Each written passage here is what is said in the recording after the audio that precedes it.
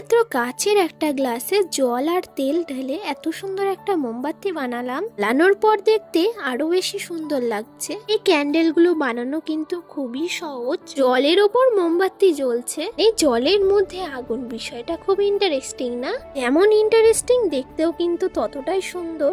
একটা কাচের গ্লাসের মধ্যে জল ঢেলে নিলাম। এই জাস্ট জলের মধ্যে একটু কালার মিশাবো যাতে দেখতে ভালো লাগে। যে কোনো ডিজাইনেরই এটা বানানো যায়, ইচ্ছা মতো ডেকোরেশন করা যায় গ্লাসের মধ্যে। আমি পিঙ্ক কালার করতে চাইছি, তাই গ্লাসের মধ্যে অল্প একটু সাদা কালার আর অল্প একটু রেড কালার নিয়ে মিক্সড করে নিলাম। কালারটা কিন্তু খুবই সুন্দর এসছে।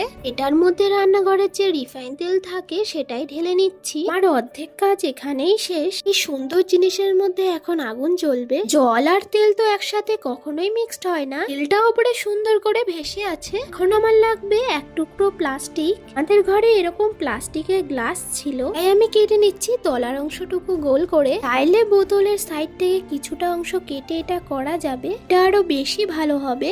এই গ্লাসগুলো খুবই পাতলা হয়, বাট হাতের কাছে যেহেতু এই গ্লাসগুলো পেলাম, তাই এর তলার অংশটুকু গোল করে কেটে নিলাম। মাঝখান বরাবর একটু ফুটো করলাম। আর এখন এই মোমবাতি নিয়ে নিলাম। বাতির ভেতরে যে সুতোটা থাকে সেটা ব্যবহার করব।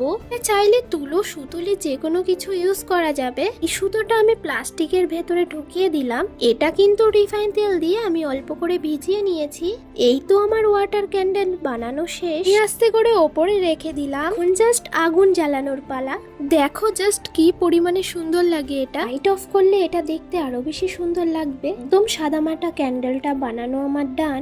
খুবই সিম্পলি বানিয়েছি।